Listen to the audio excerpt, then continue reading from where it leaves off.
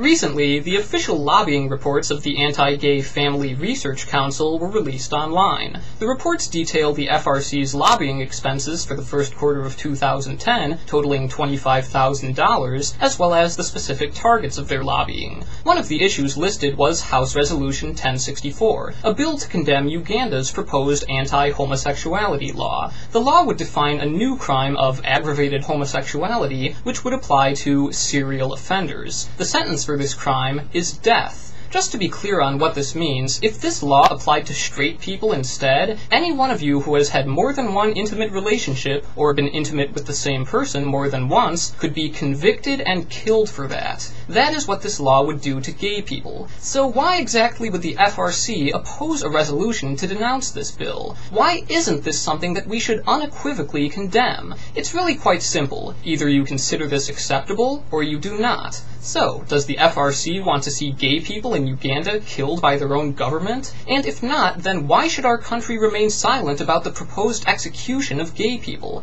In the FRC's lobbying report, Resolution 1064 is described as pro-homosexual promotion. Really, FRC? Saying that gay people shouldn't be killed is just pro-homosexual promotion to you? So now it's pro-homosexual to refrain from murdering us, from outlawing us, from making our very existence illegal? That's not pro-homosexual. It's pro-justice. It's pro-freedom. It's pro-humanity. And if your twisted ideology leads you to abandon the most basic respect for human life as being pro-homosexual when it happens to encompass anyone who isn't straight, you really need to reconsider what it is you stand for. If you don't want our country to denounce the murder of gay people, then you either don't think this is wrong, or you don't think it's wrong enough to speak out against. But this is not a trivial wrong. People's lives are at stake here, and if you think that's any less important just because they're gay, you are a blight upon the earth. Of course, while the FRC may be morally clueless, they can recognize a PR disaster in the making. After their lobbying reports came to light, they released a statement to try and explain their intentions here, as if there's anything to explain. According to the FRC, they do not support the proposed law in Uganda, and they were only lobbying to change the language of the resolution, specifically to remove sweeping and inaccurate assertions that homosexual conduct is internationally recognized as a fundamental human right.